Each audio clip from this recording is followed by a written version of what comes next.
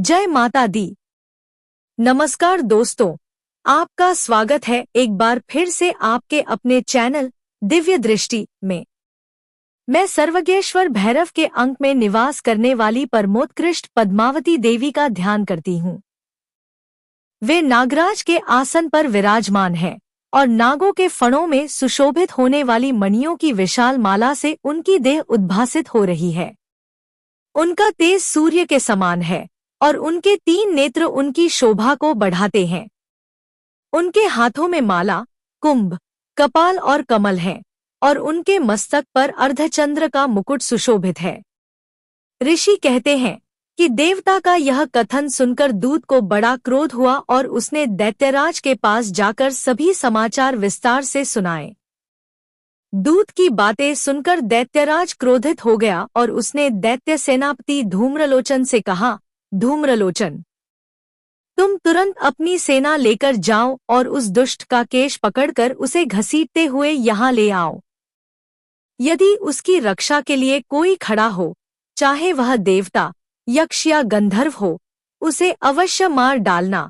ऋषि कहते हैं कि शुंभ के इस प्रकार आदेश देने पर धूम्रलोचन असुर 60,000 असुरों की सेना लेकर तुरंत चल पड़ा। वहां पहुंचकर उसने हिमालय पर निवास करने वाली देवी को देखा और ललकारते हुए कहा, अरे, तू शुंभ और निशुंभ के पास चल। यदि इस समय प्रसन्नता से मेरे स्वामी के पास नहीं चलेगी तो मैं तुझे जबरदस्ती घसीटते हुए ले जाऊंगा। देवी ने उत्तर दिया, तुम्हें दैत्यों के राजा ने भेजा है। तुम स्वयं भी बलवान हो और तुम्हारे साथ विशाल सेना है। ऐसी स्थिति में अगर तुम मुझे बलपूर्वक ले जाना चाहते हो तो मैं तुम्हें रोक नहीं सकती। ऋषि कहते हैं कि देवी के इस प्रकार कहने पर धूम्रलोचन उनकी ओर दौड़ा। तब अंबिका ने हूँ शब्द का उच्चारण किया और वह धूम्रलोचन असुर भस्म हो गया। इसके बाद देवी और असुरों की विशाल सेना में तीव्र बाणों, शक्तियों और फरसों की वर्षा शुरू हो गई। इसी बीच देवी का वाहन सिंह क्रोध में भरकर भयंकर गर्जना करते हुए असुरों की सेना में कूद पड़ा। उसने कुछ दैत्यों को अपने पंजों से, कुछ को जबड़ों से और कुछ महादैत्यों को पटककर मार डाला। सिंह ने अपने नखों से कई दैत्यों के पेट फाड़ डाले और थप्पड़ मारकर कईयों के सिर धड़ से अलग कर दिए।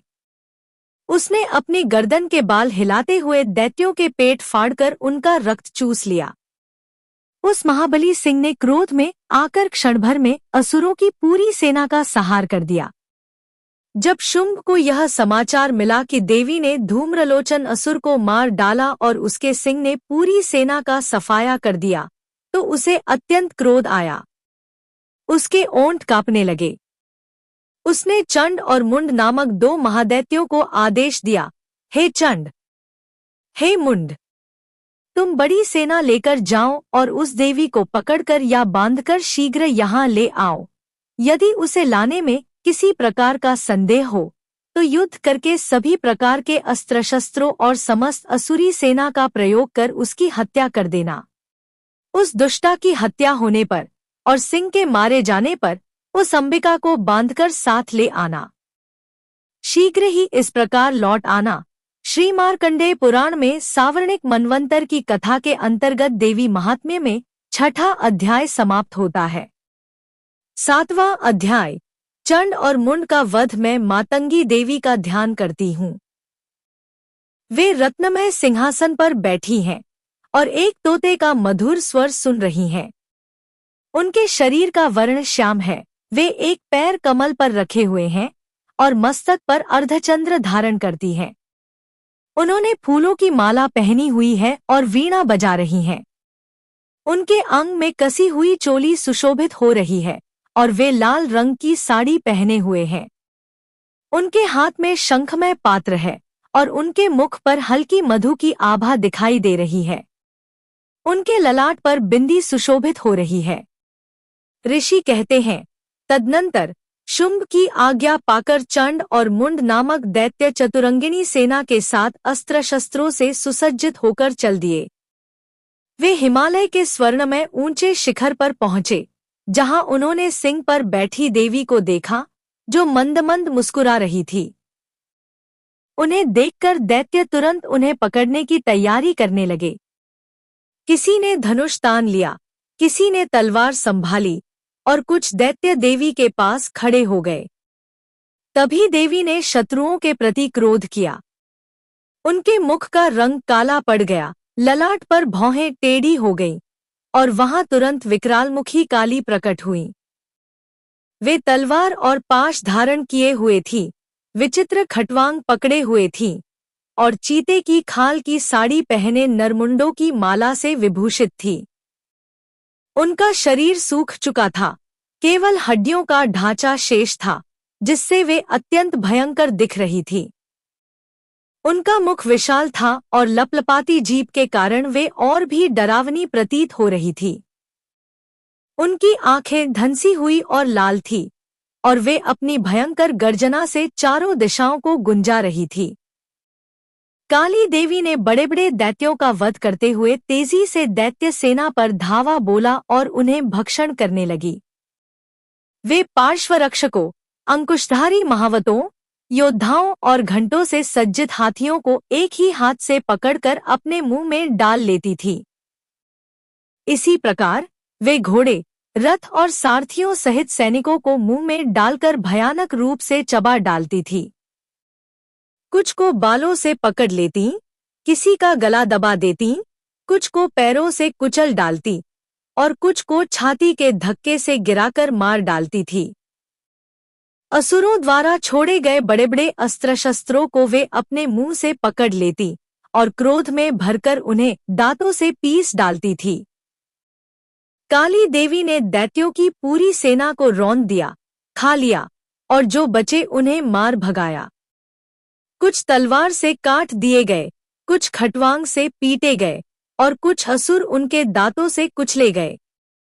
इस प्रकार देवी ने असुरों की पूरी सेना को क्षण भर में नष्ट कर दिया। यह देख चंड अत्यंत भयानक काली देवी की ओर दौड़ा और महादैत्य मुंड ने भी अत्यंत भयंकर बाणों की वर्षा और हजारों चक्रों से उन भयंकर नेत्रों वाली देवी को ढक दिया। अनेकों चक्र देवी के मुख में समाते हुए ऐसे प्रतीत हुए मानो सूर्य के बहुतेरे मंडल बादलों के उदर में प्रवेश कर रहे हों। तब भयंकर गर्जना करने वाली काली देवी ने अत्यंत रोष में भरकर विकट अट्टहास किया। उस समय उनके विकराल मुख के भीतर से चमकते हुए दांतों की प्रभा से वे अत्यंत उज्ज्वल दिखाई देने लगी।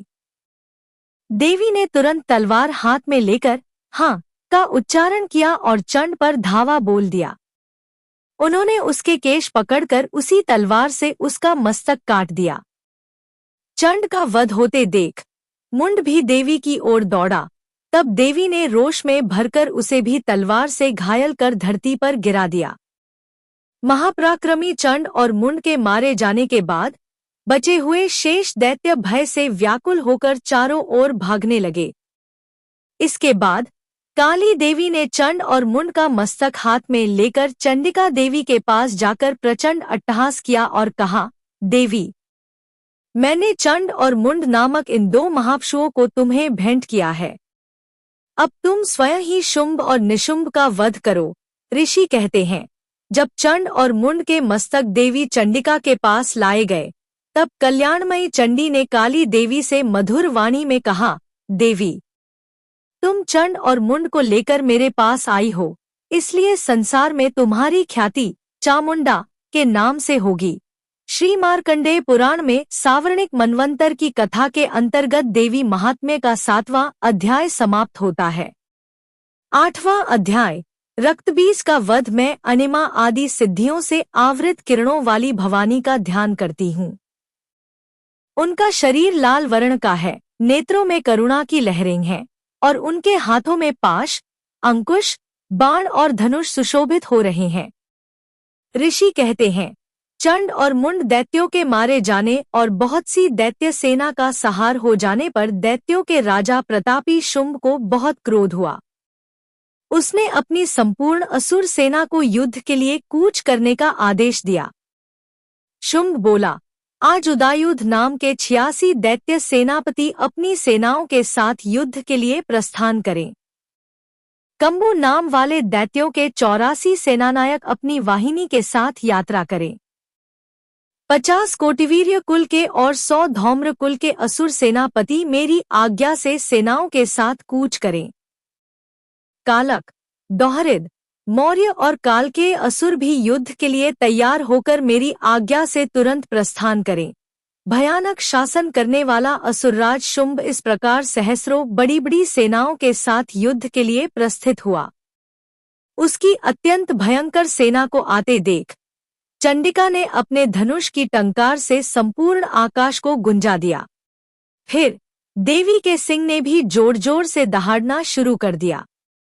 अंबिका ने अपने घंटे की ध्वनि से इस गूंज को और भी बढ़ा दिया।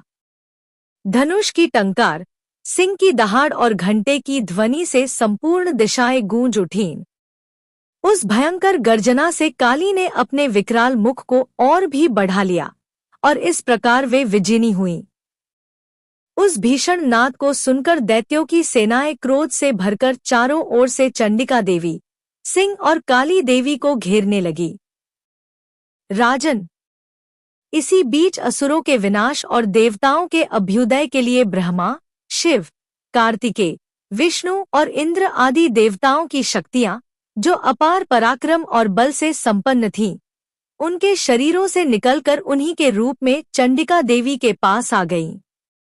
जिस देवता का जैसा रूप, वेशभूषा और वाहन था, वैसा ही स्वरूप धारण कर उनकी शक्ति असुरों से युद्ध करने के लिए प्रकट हुई। सबसे पहले हंसयुक्त विमान पर बैठी हुई अक्षसूत्र और कमंडलू से सुशोभित ब्रह्मा जी की शक्ति ब्रह्माणी प्रकट हुई। महादेव जी की शक्ति वृषभ पर आरूढ़ होकर हाथों में त्रिशूल लिए, नाग का कंकण पहने और मस्तक में चंद्ररेखा से विभूषित होकर वहां आ पहुंची। कार्तिकेय जी की शक्ति रूपा जगदम्बिका उन्हीं का रूप धारण किए श्रेष्ठ मयूर पर आरूढ़ होकर हाथ में शक्ति लिए दैत्यों से युद्ध करने के लिए प्रकट हुई। इसी प्रकार भगवान विष्णु की शक्ति गरुड़ पर विराजमान होकर शंख, चक्र, गदा, शार्ंग धनुष और खड्ग हाथ में लिए वहां आईं। भगवान यज्ञवाराह की शक्ति भी वाराह शरीर धारण कर वहां उपस्थित हुई। नृसिंह की शक्ति नृसिंह के समान ही शरीर धारण कर वहां प्रकट हुई। उसकी गर्दन के बालों के झटके से आकाश के तारे बिखरने लगे थे। इसी प्रकार इंद्र की शक्ति वज्र हाथ में लिए गजराज ऐरावत पर बैठकर वहां आई। उसके भी सहस्र नेत्र थे और इंद्र जैसा ही उसका रूप था। तत्पश्चात महादेव जी उन देव शक्तियों से घिरे हुए चंडिका देवी से बोले, मेरी प्रसन्नता के लिए तुम शीघ्र ही इन असुरों का संहार करो। तब देवी के शरीर से अत्यंत भयानक और उग्र चंडिका शक्ति प्रकट हुई, जो सैकड़ों गीदड़ों की आवाज में गर्जना कर रही थी। उस अपराजिता देवी ने धूमिल जटाओं वाले महादेव से कहा, भगवन, आप शुंभनिशुंभ के पास दूत बनकर जाइए और उन गर्वीले दानवों शुंभ और निशुंभ से कहिए, साथ ही उनके अतिरिक्त जो दानव युद्ध के लिए वहां उपस्थित हों, उन्हें भी यह संदेश दीजिए, हे दैत्यो, यदि तुम जीवित रहना चाहते हो तो पाताल लोक लौट जाओ। इंद्र को त्रिलोकी का राज्य प्राप्त हो और देवता यज्ञभाग का उपभोग करें। यदि तुम बल के घमंड में आकर युद्ध करने की इच्छा रखते हो तो आओ। मेरी शिवाएं, योगिनियां तुम्हारे कच्चे मांस से तृप्त हों। चूंकि देवी ने भगवान शिव को दूत के कार्य में नियुक्त किया था, इसलिए वह शिवदूती के नाम से संसार में विख्यात हुईं। महादैत्य शुंभ और निशुंभ भी भगवान शिव के मुख से देवी के वचन सुनकर क्रोध से भर गए और जहां कात्यायनी विराजमान थी, वहां जाने के लिए तैयार हो गए। उस ओर बढ़ते हुए दैत्यों ने अमर्ष में भरकर पहले ही देवी पर बाण, शक्ति, रिष्टि और अन्य अस्त्रों की वर्षा शुरू कर दी। तब देवी ने भी खेल खेल में धनुष की टंकार की और छोड़े हुए बड़े बड़े बाणों से दैत्यों द्वारा चलाए गए बाण, शूल, शक्ति और फरसों को काट डाला। फिर काली उनके आगे होकर शत्रुओं को शूल के प्रहार से विदीर्ण करने लगी और खटवांग से उनका कचूमर निकालते हुए रणभूमि में विचरने लगी। ब्रह्माणी भी जिस ओर दौड़ती, उसी ओर अपने कमंडलू का जल छिड़ककर शत्रुओं के ओज और पराक्रम को नष्ट कर देती थी। माहेश्वरी ने त्रिशूल से, वैष्णवी ने चक्र से और अत्यंत क्रोध में भरी हुई कुमार कार्तिकेय की शक्ति ने शत्रुओं का संहार आरंभ किया। इंद्र शक्ति के वज्र प्रहार से सैकड़ों दैत्य और दानव रक्त की धारा बहाते हुए पृथ्वी पर गिर पड़े। वाराही शक्ति ने कितनों को अपनी थूथुन की मार से नष्ट कर दिया, दाढ़ों से कितनों की छाती छेद डाली और कुछ दैत्य चक्र की चोट से विदीर्ण होकर धरती पर गिर पड़े। नारसिंही भी महादैत्यों को अपने नखों से विदीर्ण कर खाती हुई और सिंहनाद से दिशाओं एवं आकाश को गुंजाती हुई युद्ध क्षेत्र में विचरने लगी। कई असुर शिवदूती के प्रचंड अट्टहास से भयभीत होकर पृथ्वी पर गिर पड़े और गिरते ही शिवदूती ने उन्हें अपना ग्रास बना लिया। इस प्रकार क्रोध से भरे मातृगणों को नाना प्रकार के उपायों से बड़े बड़े असुरों का मर्दन करते देख दैत्य सैनिक भाग खड़े हुए। मातृगणों से पीड़ित दैत्यों को युद्ध से भागते देख रक्तबीज नामक महादैत्य क्रोध में भरकर युद्ध के लिए आ गया। उसके शरीर से जब रक्त की बूंदें पृथ्वी पर गिरती तो उसी के समान शक्तिशाली एक और महादैत्य उत्पन्न हो जाता। महासुर रक्तबीज ने गदा लेकर इंद्र शक्ति के साथ युद्ध करना शुरू किया। तब ऐन्द्री ने अपने वज्र से रक्तबीज पर प्रहार किया। वज्र के प्रहार से रक्तबीज घायल हो गया और उसके शरीर से बहुत सा रक्त बहने लगा, जिससे उसी के समान रूप और पराक्रम वाले योद्धा उत्पन्न होने लगे। रक्तबीज के रक्त से जितनी बूंदें गिरीं, उतने ही महादैत्य पैदा हो गए। वे रक्त से उत्पन्न हुए महादैत्य भी घातक अस्त्र शस्त्रों का प्रहार करते हुए मातृगणों के साथ घोर युद्ध करने लगे। जब ऐन्द्री ने फिर से वज्र से प्रहार किया और रक्तबीज का मस्तक घायल हुआ, तो और अधिक रक्त बहने लगा, जिससे हजारों महादैत्य उत्पन्न हो गए। वैष्णवी ने युद्ध में रक्तबीज पर चक्र का प्रहार किया और ऐन्द्री ने उस दैत्य सेनापति को गदा से चोट पहुंचाई। वैष्णवी के चक्र से घायल होने पर उसके शरीर से जो रक्त बहा, उससे हजारों और महादैत्य प्रकट हुए, जिन्होंने संपूर्ण जगत को व्याप्त कर लिया। कौमारी ने शक्ति से, वाराही ने खड्ग से और माहेश्वरी ने त्रिशूल से महादैत्य रक्तबीज को घायल किया। क्रोध में भरे रक्तबीज ने भी गदा से सभी मातृशक्तियों पर एक एक कर प्रहार किया, लेकिन फिर भी मातृगणों ने उसे घेरकर वीरतापूर्वक उसका सामना किया। शक्ति और शूल आदि से कई बार घायल होने पर जब रक्तबीज के शरीर से रक्त की धारा पृथ्वी पर गिरी, तो उससे सैकड़ों असुर उत्पन्न हुए। इस प्रकार उस महादैत्य के रक्त से उत्पन्न हुए असुरों ने संपूर्ण जगत को व्याप्त कर लिया। इससे देवताओं में भय व्याप्त हो गया। देवताओं को उदास देखकर चंडिका ने काली से शीघ्र कहा, चामुंडे, तुम अपना मुख फैलाओ और मेरे शस्त्र प्रहार से गिरने वाले रक्त तथा उनसे उत्पन्न होने वाले महादैत्यों को अपने उतावले मुख से खा जाओ। इस प्रकार रक्त से उत्पन्न होने वाले महादैत्यों को खाती हुई तुम रणभूमि में विचरती रहो। ऐसा करने से उस दैत्य का सारा रक्त क्षीण हो जाएगा और वह स्वयं भी नष्ट हो जाएगा। जब तुम उन भयंकर दैत्यों को खा जाओगी, तब कोई नया दैत्य उत्पन्न नहीं हो सकेगा। काली से ऐसा कहकर चंडिका देवी ने शूल से रक्तबीज पर प्रहार किया और काली ने उसके रक्त को अपने मुख में समा लिया। तब रक्तबीज ने चंडिका पर गदा से प्रहार किया, लेकिन उस प्रहार से देवी को तनिक भी पीड़ा नहीं हुई। रक्तबीज के घायल शरीर से बहता रक्त जैसे ही गिरा, चामुंडा ने उसे तुरंत अपने मुख में भर लिया। काली के मुख में जो महादैत्य उत्पन्न हुए, उन्हें भी उसने चट कर लिया और रक्तबीज का सारा रक्त पी लिया। इसके बाद देवी ने रक्तबीज को, जिसका रक्त चामुंडा ने पी लिया था, वज्र, बाण, खड्ग और रिष्टि आदि शस्त्रों से मार डाला। राजन, इस प्रकार शस्त्रों के आघात से आहत और रक्तहीन हुआ महादैत्य रक्तबीज पृथ्वी पर गिर पड़ा। नरेश्वर, इससे देवताओं को अद्वितीय हर्ष की प्राप्ति हुई और मातृगण उन असुरों के रक्तपान से मदमस्त होकर रणभूमि में उन्मत्त से दिखाई देने लगे।